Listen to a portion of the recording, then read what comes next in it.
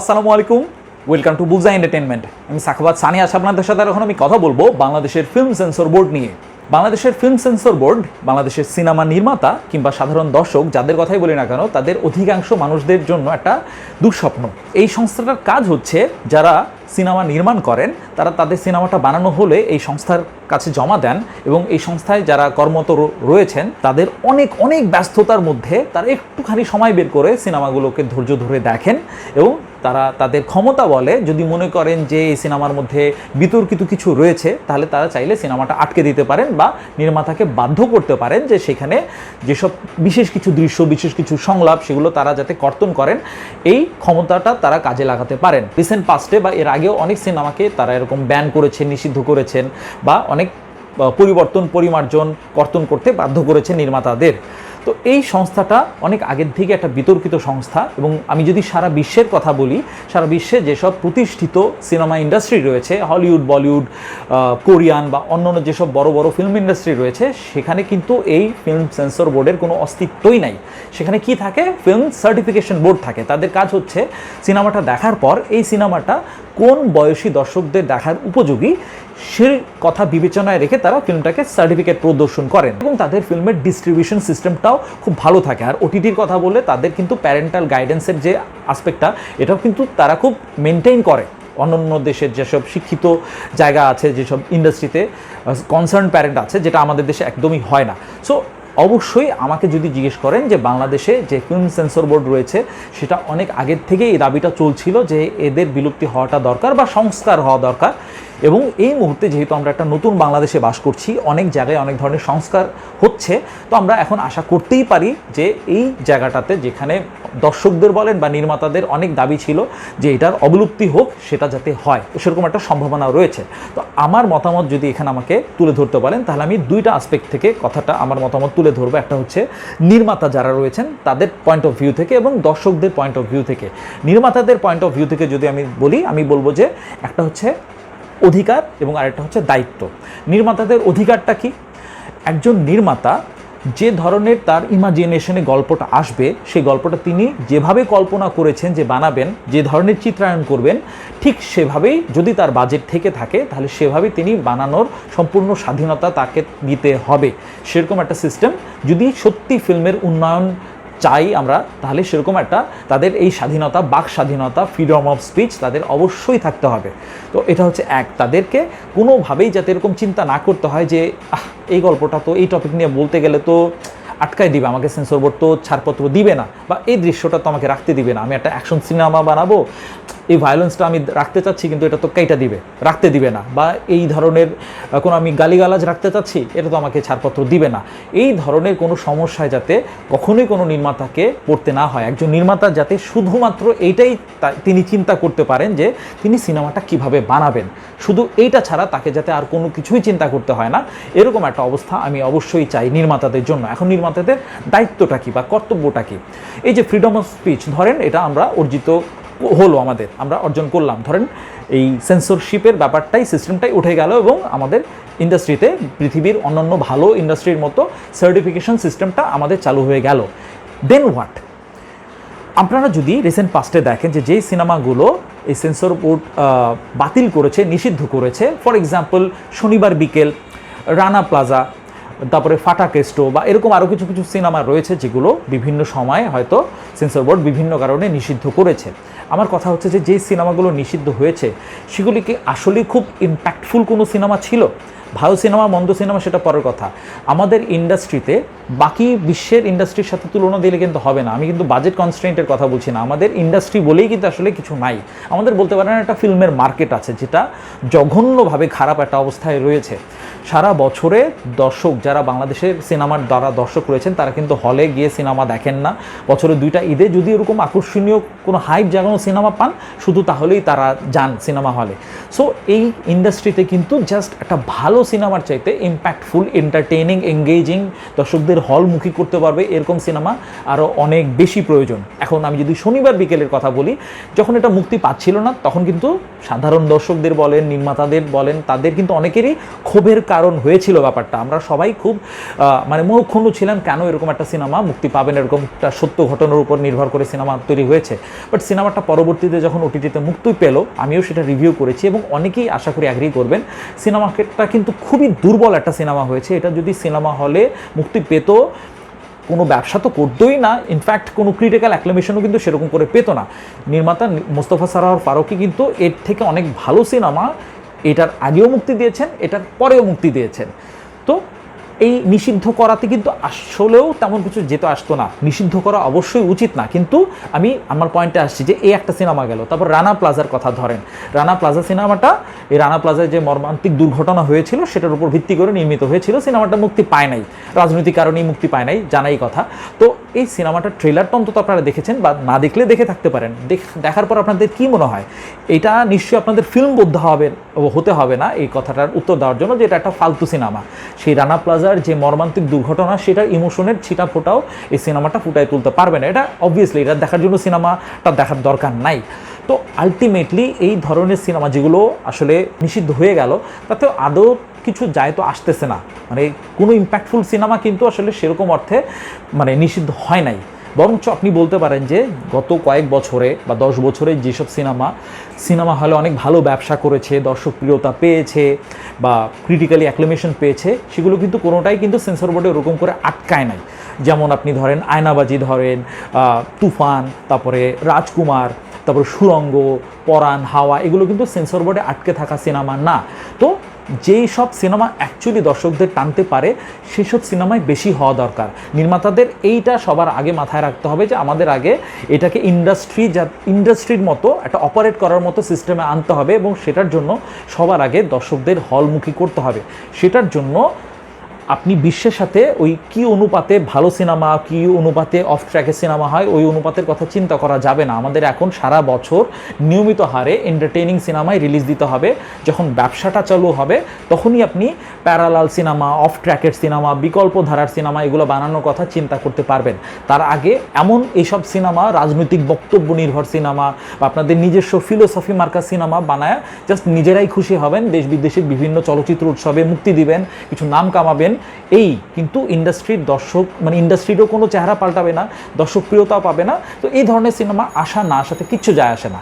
So আমার কথা হচ্ছে যে এই যে ফ্রিডম অফ স্পিচ অবশ্যই থাকা উচিত, নির্মাতাদের অবশ্যই স্বাধীনতা থাকা উচিত, কিন্তু একই সাথে দায়িত্ববোধটাও থাকা উচিত যে এই দেশের মানুষের এই মুহূর্তে মাইন্ডসেটটা কি, তারা কি ধরনের অর্থনৈতিক অবস্থার মধ্যে দিয়ে যাচ্ছে বা পারিপার্শ্বিক অবস্থার মধ্যে দিয়ে যাচ্ছে, তাদের কষ্টে অর্জিত টাকাটা এই ফ্যামিলি সবাইকে নিয়ে হলে যাবে, একটা নির্দিষ্ট পরিমাণ সময় তারা এখানে ইনভেস্ট করবে, সেটার বিনিময়ে তাদের কোন ধরনের গল্প, কোন ধরনের চিত্রনাট্য, কোন ধরনের দৃশ্যায়ন দেখলে তারা আনন্দে বাড়ি ফিরে যেতে পারবে, একটা তৃপ্তি সহকারে তারা বাড়ি ফিরতে পারবে। এই চিন্তাটা করাটাও কিন্তু একজন নির্মাতার বা যারা নির্মাতা রয়েছেন তাদেরও বোঝাটা দায়িত্ব। শুধুমাত্র সত্য গল্প বা আমার ফ্রিডম অফ স্পিচ আছে সেজন্য কিছু কঠিন সত্য আমি তুলে ধরলাম, এইটুকুই কিন্তু অন্তত আমাদের ইন্ডাস্ট্রির জন্য যথেষ্ট না। সো এটা হচ্ছে আমার নির্মাতাদের পয়েন্ট অফ ভিউর কথা। এখন যদি আমি দর্শকদের পয়েন্ট অফ ভিউ বলতে যাই, দর্শকদের পয়েন্ট অফ ভিউ বলতে গেলে প্রথমে একই কথা আমি বলবো, অধিকার এবং দায়িত্ব বা কর্তব্য। অধিকারটা কি? একজন দর্শক হিসেবে অবশ্যই আমার ভিন্ন ভিন্ন স্বাদের গল্প আমার বয়স অনুযায়ী দেখার অবশ্যই অধিকার রয়েছে। যারা ছোট রয়েছেন তাদের অবশ্যই অধিকার রয়েছে যে শিশু বা কিশোর তারা বিভিন্ন স্বাদের, সারা বিশ্বে আমরা বিভিন্ন হ্যারি পটার বলেন বা স্পাই কিডস বলেন, শিশু কিশোরদের উপযোগী বিভিন্ন ধরনের সিনেমা আমরা নির্মিত হতে দেখি। তারপর যারা অ্যাডাল্ট রয়েছেন, আমরা যারা মানে বিবেক বুদ্ধিসম্পন্ন মানুষ রয়েছি, তারা বিভিন্ন স্বাদের সিনেমা দেখব। আমি চাই যে আমাদের দেশে অনেক অ্যাকশন সিনেমা হোক, যে অ্যাকশন সিনেমাতে মাঝে মাঝে ফান থাকতে পারে, মাঝে মাঝে ব্রুটালিটি থাকতে পারে। ফর এক্সাম্পল, আমি যে কিল দেখলাম, বলিউডের একটা সিনেমা কয়েকদিন আগে মুক্তি পেল, আমি এটা দেখার সময় আমার মনে হচ্ছিল যে বাংলাদেশে অনেক মার্শাল আর্টিস্ট রয়েছেন, যে কথা আমি অসংখ্যবার বলেছি অ্যাকশন সিনেমার প্রসঙ্গে, যাদের মাধ্যমে একটু স্টাডি করলে, একটু রিসার্চ করলে, একটু হোমওয়ার্ক করলে এই ধরনের সিনেমা বানানো সম্ভব। কিন্তু এক্সিস্টিং যে আমাদের সেন্সর বোর্ড সিস্টেম রয়েছে, সেই সিস্টেমে এই ধরনের সিনেমা, এরকম দৃশ্যায়ন সিনেমা কখনোই মুক্তি দিতে পারবে না, কারণ এত রক্তারক্তি সিনেমার মধ্যে রয়েছে। ইনফ্যাক্ট এই যে তুফানের মধ্যে একটা গলা কাটার দৃশ্য ছিল, সেটাও পরবর্তীতে ব্লার করে দেওয়া হয়েছে। কি হাস্যকর সিদ্ধান্ত! তো আমি চাই যে এরকম দৃশ্যায়ন থাকবে, সেটা অ্যাডাল্ট সার্টিফিকেট থাকবে, সেখানে জাস্ট যারা এই ধরনের দৃশ্য হজম করতে পারে তারাই দেখবে। এর অল্প বয়সের যারা দর্শক রয়েছে তাদের জন্য সিনেমাটা দেখতে দেওয়া হবে না, এরকমই সিস্টেম চাই আমি চাই যে অনেক ডার্ক কমেডি মার্কা অনেক সিনেমা আমি দেখবো। আমি সেরকম একজন ম্যাচিউর দর্শক, আমি এখন ম্যাচিউর যারা দর্শক 18-র ঊর্ধ্বে যারা রয়েছে তাদের কথা বলছি, যে এ ধরনের অনেক কমেডি, ডার্ক কমেডি আমি দেখতে চাই। আমি গ্যাংস অফ ওয়াসিপুরের মতো খুব হার্ডকোর র সিনেমা দেখতে চাই, যেখানে এই ব্যাপারগুলো খুব উপভোগ্যভাবেও এবং খুব অথেন্টিসিটির সাথে প্রেজেন্ট করা হবে, যেটা এখনও পর্যন্ত আমাদের সেন্সরশিপের বাধার কারণে এই ধরনের সিনেমা কিন্তু এরকম নির্মিত করা বা নির্মাণ করার সাহস হয়তো অনেকে দেখেন না। আমি হাজব্যান্ড ওয়াইফ, তাদের রিলেশনশিপ, তাদের ম্যারিড লাইফ, এই ধরনের অনেক সিনেমা দেখতে চাই, যেখানে দৃশ্যায়নের প্রয়োজন হয়তো অনেক ঘনিষ্ঠ দৃশ্য থাকতে পারে। বাংলাদেশে দেখেন কমার্শিয়াল সিনেমায় কিন্তু হাজব্যান্ড ওয়াইফের রিলেশনশিপ নিয়ে কিন্তু সিনেমাই হয় না। তো এরকম সিনেমা আমি দেখতে চাই, আমি আমার ওয়াইফকে নিয়ে যাব, কেউ যদি তার পার্টনারকে নিয়ে চান দেখতে চাবেন, তারা একটা উপভোগ একটা সময় পার করবেন, এরকম আমি সিনেমা দেখতে চাই। কিন্তু এই সেন্সরশিপের কারণে অনেকে হয়তো এ ধরনের সিনেমা বানানোর চিন্তাও করতে পারেন না। একই ধরনের সিনেমাই কিন্তু হয়, আপনি কমার্শিয়াল সাকসেসফুল দেখেন বা অধিকাংশ সিনেমার জনরা কিন্তু একই ধরনের হয়। আমি বিভিন্ন স্বাদের সিনেমা দেখতে চাই, যেটার মধ্যে কোনো রকম সেন্সরশিপের বাধা থাকবে না। এটা হচ্ছে আমার অধিকারের জায়গা। এখন আমার দায়িত্ববোধের জায়গাটা কোনটা? এই যে বিভিন্ন সময় কোনো ধরনের বিতর্কিত কন্টেন্ট আসলেই সেটা নিয়ে সবাই উঠে পড়ে লাগে। বাংলাদেশের এই আমাদের যে মানে কি বলবো, ধর্মীয় মূল্যবোধের জায়গাটা থেকে এই ধরনের সিনেমা বা এই ধরনের সিরিজ মুক্তি পাওয়া উচিত না, এ ধরনের অনেক কথা উঠে আসে। তো এখানে আমি শুরুতেই একটা কথা বলতে চাই, আমি জানি না কথাটা অনেকের কাছে কেমন লাগবে। এই যে ধর্মীয় মূল্যবোধের যে কথাটা, আমি ইসলাম ধর্মের অনুসারী, যারা ইসলাম ধর্মের অনুসারী আছেন বা যাদের একটু জ্ঞান বুদ্ধি আছে এই বিষয়ে, তারা নিশ্চয়ই একমত হবেন যে আমাদের ইসলাম শরিয়া মতে নাচ, গান, অভিনয়ের সাথে যেহেতু মিথ্যা কথা বলার একটা ব্যাপার রয়েছে, বা মানে প্রাপ্তবয়স্ক নারী পুরুষ একজনের সামনে দেখা দেওয়া, এই ব্যাপারগুলো কিন্তু সম্পূর্ণ হারাম। তো ওই যুক্তি অনুসারে যে কোনো ধরনের নাটক সিনেমা কিন্তু অলরেডি হারামই। কেউ যদি এরকম মনে করে থাকেন যে ইরানিয়ান সিনেমায় বা টার্কিশ সিনেমাগুলোর মধ্যে মহিলারা হিজাব পরে থাকেন, এই জন্য ওগুলো দেখা জায়েজ, শুধুমাত্র ওই ধরনের কন্টেন্টই বানাতে হবে, তারা বোকার স্বর্গে বাস করছেন। ইসলামের মধ্যে মধ্যস্থতা বলে কোনো কথা নাই, আপনি আইদার মানেন কিংবা মানেন না। সো এইখানে যদি আপনি ইসলামের প্রসঙ্গ টানেন, তাহলে আমি বলবো যে দেশে এরকম আন্দোলন করেন যে সিনেমা, নাটক, সিরিজ এগুলো বানানো সম্পূর্ণ বন্ধ হয়ে যাক, এগুলো সম্পূর্ণ নিষিদ্ধ হয়ে যাক, যদি আপনি ওই পয়েন্টে কথা বলতে চান। এগুলোর কোনো জায়গাই নাই কিন্তু ইসলামের মধ্যে। আর যদি আপনি ওই পয়েন্টটা উইথড্র করতে চান যে ঠিক আছে আমি ইসলামে এটা জায়েজ নাই কিন্তু তারপর আমি দেখি, তাহলে অন্য কথা। আপনি যদি ধর্মের প্রসঙ্গ আনেন তাহলে কিন্তু আপনার নিজেরও কিন্তু কোনো ধরনের এ ধরনের কন্টেন্ট কনজিউম করার কথাই না। সো ধর্মের প্রসঙ্গটা আমি সাইডে সরিয়ে রাখছি, ধর্মের সাথে আসলে সিনেমার আলোচনা এটা হয় না, তাহলে সিনেমাকে ব্যানই করে দিতে হবে, এটা গেল। এখন এই যে সামাজিক বিভিন্ন মূল্যক্ষয়ের কথা বলা হয়, বা আরও প্রিসাইসলি বলতে গেলে অনেক দর্শকই বলেন যে দুইটা কথা আসে, একটা হচ্ছে যে পরিবার নিয়ে দেখা যায় না, এমন সিনেমা এখন বের হয় পরিবার নিয়ে দেখা যায় না। এটা একটা ডাহা মিথ্যা কথা। বাংলাদেশের অধিকাংশ ফ্যামিলি, আপনি উচ্চবিত্ত পরিবারের কথা বলেন, মধ্যবিত্ত পরিবারের কথা বলেন, এখন কিন্তু দেখবেন যে ঘরের ডিশ কানেকশনটা পর্যন্ত নাই। এই যে কয়েকদিন লকডাউন ছিল, কারফিউ ছিল, একদম পুরোপুরি ইন্টারনেট অফ হয়ে গিয়েছিল, অনেক জায়গায় আমি অনেক ফোন করে শুনলাম অনেকের বাসায় নিউজ পর্যন্ত দেখতে পারতেছে না, কারণ তাদের বাসায় ডিশ কানেকশনই নাই। এই যে একসাথে বাসায় বসে সবাই মিলে, পরিবারের সবাই মিলে যে টেলিভিশন দেখার যে কালচারটা বা সিনেমা দেখার কালচারটা, এটা কিন্তু আমাদের বাংলাদেশের কালচার থেকে অনেক আগেই নাই হয়ে গেছে, যেটা ফ্যাক্ট সেটাই বলতেছে। আমি নিজেও সারা বছর এখন হয়তো এরকম পরিবারের সাথে, মানে পরিবার বলতে আমার আব্বু আম্মু এদের সবার সাথে নিয়ে কিন্তু কোনো কিছু দেখা হয় না, সবই কিন্তু ইন্ডিভিজুয়ালিস্টিক হয়ে গেছে, সবাই ডিভাইসের মধ্যেই জিনিসপত্র দেখে। সো এটা একটা ডাহা মিথ্যা কথা যে পরিবারের সবাইকে নিয়ে দেখা যায় না, এটা একটা ভুল কথা। বা ঘরের মধ্যে এরকম পরিবারকে নিয়ে দেখার মতো লোকজন খুবই কম আছে। সিনেমা হলে কালে ভদ্রে লোকজন যায়, একবার দুইবার যায়, এছাড়া কিন্তু এরকম পরিবারের সবাইকে নিয়ে দেখতে বসে, এই কথাটা ভুল। কিছু কিছু ক্ষেত্রে ব্যতিক্রম থাকতে পারে, বাট মেজরিটি সিনারিও কিন্তু সেটা না। এটা গেলে এক। এবং দ্বিতীয় কথা যেটা একটা উঠে আসে যে ছেলে মেয়ে বা যুব সমাজ খারাপ হয়ে যাচ্ছে বাংলাদেশের এসব কন্টেন্ট দেখে, এটাও একটা ভুল কথা। যুব সমাজ বলেন বা কিশোর সমাজ বলেন, এরকম যে খারাপ হচ্ছে, বাংলাদেশে সিনেমা বা সিরিজে এমন আহামরি কয়টা বিতর্কিত কন্টেন্ট হয়েছে এই জমানায় বলেন তো, যে এমন কি হয়েছে যেটা দেখা পোলাপানের শিখতে হয়েছে। বাংলাদেশের পোলাপান খারাপ হয় ইন্টারনেটের অবাধ তাদের অ্যাক্সেস থাকার কারণে, এবং সেটা করে দিচ্ছেন যারা বাবা মা আছেন, যারা ম্যাচিউরড গার্ডিয়ান রয়েছেন, তারাই এটা সুযোগ করে দিয়েছেন। আমার চোখে দেখা এরকম প্রচুর ফ্যামিলি আছে যেসব ফ্যামিলিতে তাদের সন্তানরা মুখে বুলি ফোটার আগে হাতে একটা স্মার্টফোন পেয়ে যাচ্ছেন, ইন্টারনেট কানেকশন থাকা সহ। যেহেতু তারা অনেক কাজে ব্যস্ত থাকেন, নিজের অনেক কাজ থাকে, বাচ্চারা যাতে শান্ত থাকে, চুপচাপ থাকে, তাদের মতো মেতে থাকে, এটার জন্য সবচেয়ে সহজ সমাধান একটা মোবাইল দিয়ে দেন। 1.5-2 বছরের বাচ্চার হাতেও এখন আপনি স্মার্টফোন দেখতে পাবেন যারা শর্টস রিলস খালি স্ক্রল করতে থাকে। তো এরকম একটা বাচ্চা যাকে আপনি অবাধ স্বাধীনতা দিয়ে যাচ্ছেন এবং মোবাইলে আপনি প্যারেন্টাল গাইডেন্স যে ফিচারটা সেটা অন করতে অধিকাংশ লোক জানেনই না। তো এরকম যখন আপনি সুবিধা দিয়ে দিচ্ছেন এবং তারা এত অল্প বয়সে কোনো ম্যাচুরিটির মানে ধারে কাছেও না আসার আগেই দুনিয়ার বিভিন্ন ধরনের কন্টেন্ট সে কনজিউম করছে স্বাধীনভাবে, তাকে আপনি খারাপ হওয়ার জন্য আপনি বাংলাদেশের কন্টেন্টকে যদি দায়ী করে থাকেন, আপনার চাইতে বেকুব আর দুনিয়াতে কেউ নাই।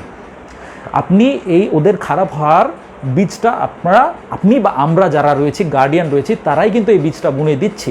এইটার জন্য বাংলাদেশি সিনেমা, বাংলাদেশি নাটক এগুলো দায়ী না। তার আগেই দুনিয়ার বিভিন্ন কন্টেন্ট তারা অবাধভাবে অবাধ স্বাধীনতা পেয়ে তারা দেখতে পারে এবং তাদের মধ্যে মূল্যবোধের শিক্ষাটা সেরকম করে দেওয়া হয় না। তো এটার কারণ মানে এটার জন্য আপনারা যদি নাটক সিনেমাকে দায়ী করেন এটা একটা ভুল। এটার জন্য তাদের কীভাবে ছোটোবেলা থেকে সঠিকভাবে গাইড করতে হবে সেটার উপর আপনি ফোকাস দিবেন। এবং সিনেমা হলে যখন আপনি ঈদের সময় হলেও যখন একটা সিনেমা পরিবারের সবাইকে নিয়ে দেখার চিন্তা করবেন, তখন সে সিনেমাটার টিজার ট্রেলার বা বিভিন্ন প্রমোশনাল কন্টেন্ট একটু যাচাই করে যাওয়ার চেষ্টা করবেন যে সিনেমাটা কী ধরনের।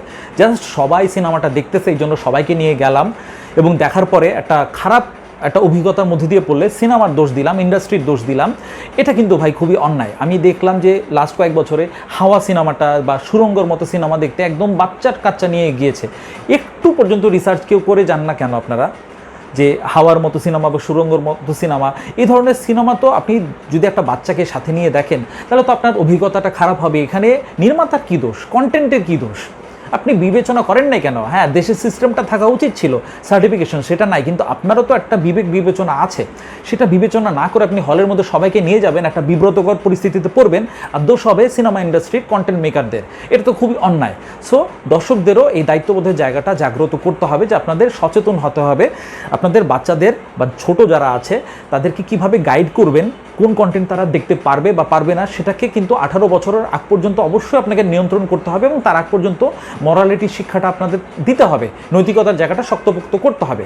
তারপর আপনি আশা করতে পারেন যে এগুলো একটা সুন্দর একটা সমাজ আমরা আশা করতে পারি। সো আমার পুরো বক্তব্যের এটাই সারমর্ম ছিল যে সেন্সরশিপের এই প্রথাটা অবশ্যই বাতিল হওয়া উচিত, সার্টিফিকেশন আসা উচিত, কিন্তু সেই স্বাধীনতাটা উপভোগ করার জন্য নির্মাতাদের মহল থেকে যেরকম একটা সচেতন দায়িত্ববোধের পরিচয় দিতে হবে, দর্শকদের মহল থেকেও কিন্তু একইভাবে তাদের সচেতন হতে হবে। এটাই আমার বলার উদ্দেশ্য ছিল, এই ভিডিওটা বানানোর উদ্দেশ্য ছিল। তো এই ব্যাপারে আপনাদের মতামতটা কি, বা আমি যে কথাগুলো বললাম তার সাথে আপনারা কতটুকু একমত কিংবা দ্বিমত পোষণ করছেন প্লিজ কমেন্ট সেকশনে জানাবেন।